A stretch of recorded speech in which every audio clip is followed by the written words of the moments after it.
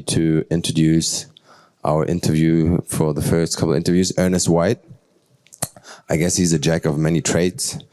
He's a producer, a journalist, an actor? Not yet. Not yet. You heard it, not yet. About to come, presenter. And he's going to lead a couple of interviews. And with that being said, I'm going to head over to Ernest, and he will most likely also introduce our first guest. So have fun, everybody. Thank you, Tite. It's a hard act to follow, but I will try. I'm Ernest White II.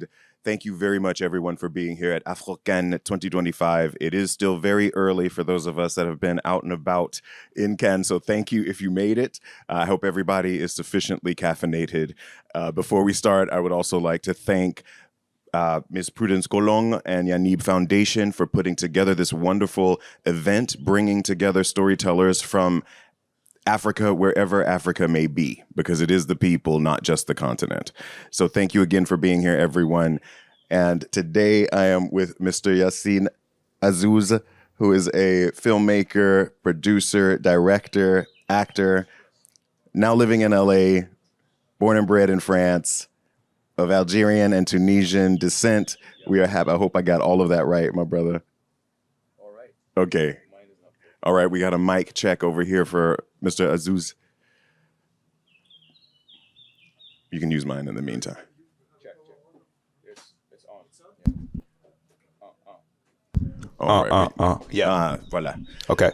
All right, man. So thank you for being here today. Thank you. All right. For having me. No problem. What are you most excited about these days when it comes to storytelling? And let me just kind of fine tune that a bit more.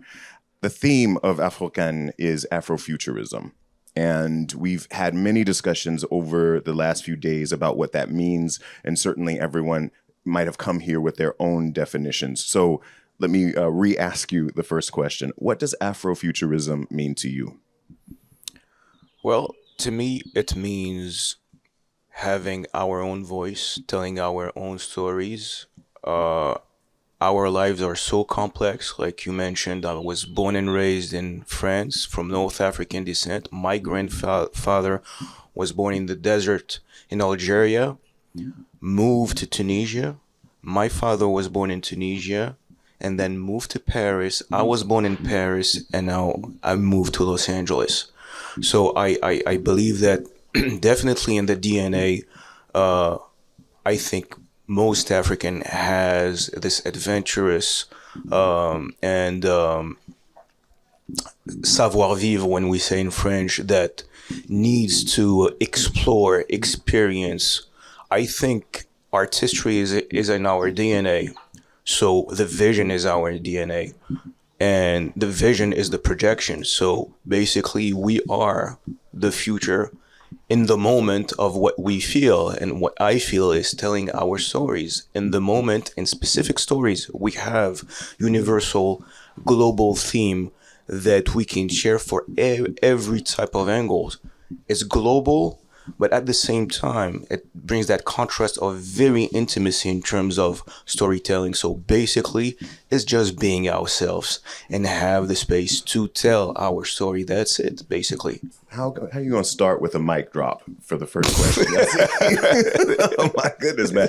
That was so very rich. Thank you. Yeah. And it resonated with me on so many levels as a filmmaker and also an explorer. I have a travel series about friendship and connection around the world. And I think, like you said, it's in our DNA to kind of really populate the earth. It's what we've been doing. Absolutely. And space soon. And space soon. The entire universe, because we're universal like that. Yeah. And so tell us a little bit about some of the work that you've been doing in the storytelling space and how it relates to the visioning and the being present and being the future at the same time that you just talked about. I am the first French actor from the suburbs that has produced a short film that got adapted into a TV special that was sold and picked by an American streaming platform. It took me 7 years to do it because I produced it totally independently with my partners. It took us so much time to learn all the steps from the writing, from the directing, post-producing. Another like zone that I never could attend, which is the sales agent part, the distribution.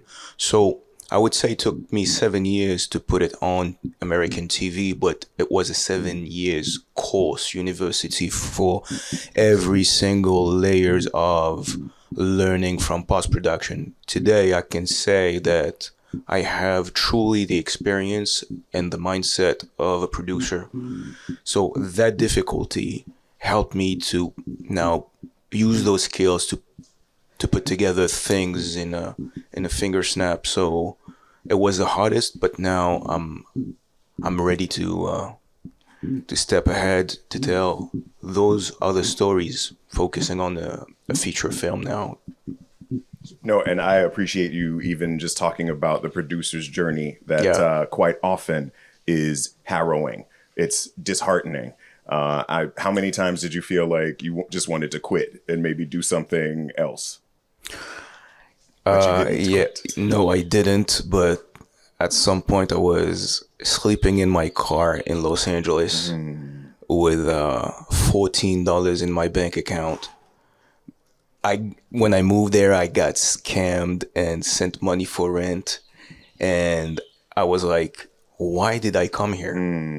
And I got signed by a manager, middle of COVID, 3 films, everything got canceled or postponed, and I was like, something is wrong right now. So I had to reconnect with my faith, my culture, my roots, and I got it back. So I'm happy to be here, to be honest. Yassine, thank you for that vulnerability, my man. And it is a journey that I can relate to personally, even when it comes to some of these bank account balances. What do you think it was that kept you committed to the creation despite these challenges? Just faith, not in the first degree as we all think, but faith in me, and just keep on pushing. I just had to do one single task every single day. At the end of the month, it would have been 31 tasks that would anyway move things forward in ways that you don't see it. It could be a phone call, an email, just staying sane in your mind in order to have a proper terrain to be creative, and just never stop believing it and put executives, orders, and discipline. We need to be disciplined because the artistry inside of you makes you procrastinate sometimes because you figure things out and you like play the whole thing and then it's not exciting anymore, but you lose the journey by thinking like that. So I really had to keep on my ground, stay focused, and never lose the vision. It's attached to the project. If it's really important for you, then you'll keep on doing what you need to do. Yeah. No matter what. No matter what. That's right. Yeah. Sorry, I'm just, he's bringing up in me my own, again, experiences. And I think that's the beauty of these stories that we bring to the fore. They come from that deep knowing, something beyond our physical selves that are just, they're being born through us. And it doesn't matter, from my perspective, how we feel about it. It's coming anyway. Yeah. And so, with the bumps that come along with it, there's something to learn in loving that particular journey. And so, of the stories that you have brought into the world, what are some of those that you're most proud of? I did a film as an actor called The Disintegration that got selected at the Venice Film Festival. It was a story, a true story of 3 young North African from the suburbs that got recruited and radicalized and got sent to commit a bomb attack at the UN, not at the UN, the NATO in Belgium. And when we shot that film, it was really acclaimed and prized all around the world, especially at the Venice Film Festival. The crazy thing about this story is that a month later, like a similar attack happened. So that film was like a flash forward of the event. So for some reason, as crazy as it sounds, it it remind me how much the cinematic art form is something that is powerful. It's something that, so if you write something like that in a script, most people say no, this is too much. But most crazy things happen in real life. So I believe that we do not have to put our limits when we write and we project to write our own stories. There's no limit. Sure. Yeah. Sure. Tell us a little bit more about the project that you worked on for these 7 years to finally get to American television. What's what is the storyline? So basically, it's called Guru, inspired from a short film that I wrote. It was a short film about. I wrote that 10 years ago, and I think I saw something coming on the internet. It was the story of this very toxic masculine figure, Guru, that is spreading masculine toxicity through the internet. And now here we have a trend that is called the red pill, which is something that brings back masculinity, but not necessarily in a good way sometimes, which is something that we have noticed. And from that short film, we created Guru, the TV series. We declined it. We used the name, and it's the story of this guy that has the ability to read women's thoughts by touching them. So this power is going to be used against him.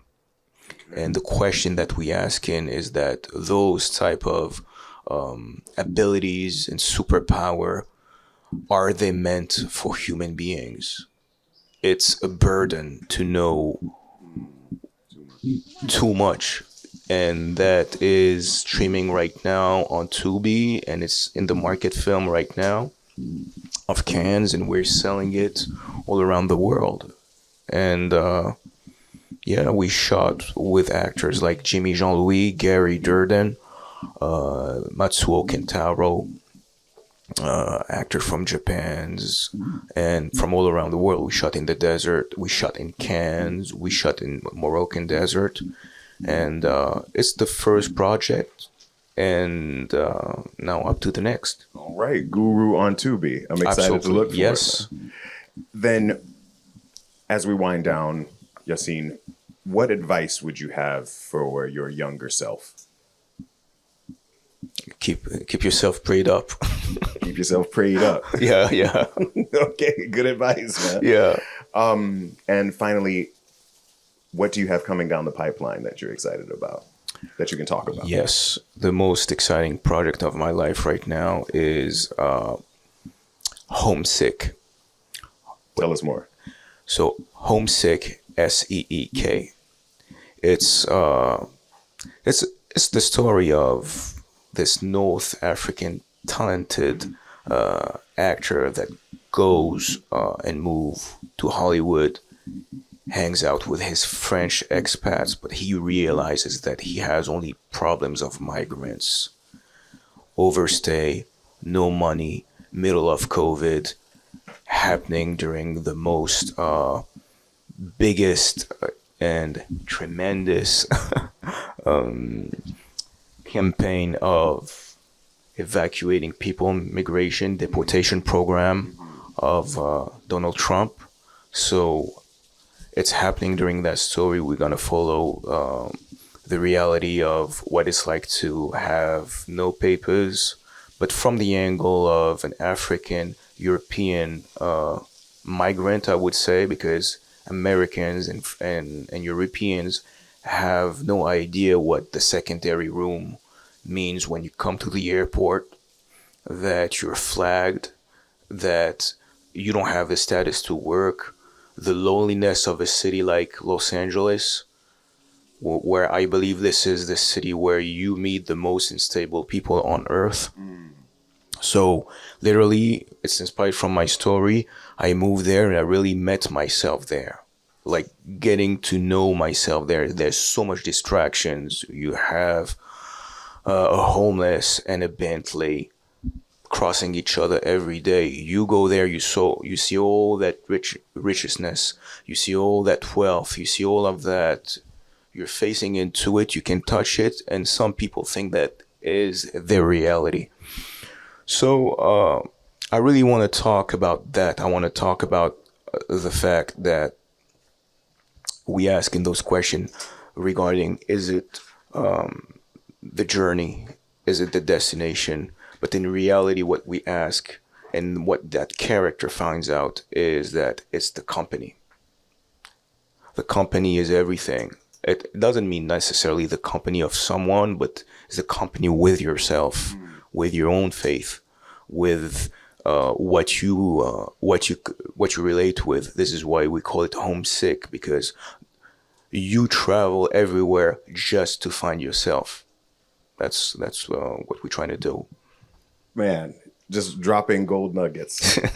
My brother, thank you so much for being here. Thank you for committing to the creation, as I said, for just staying the course and knowing that the stories must be told. We need your voice.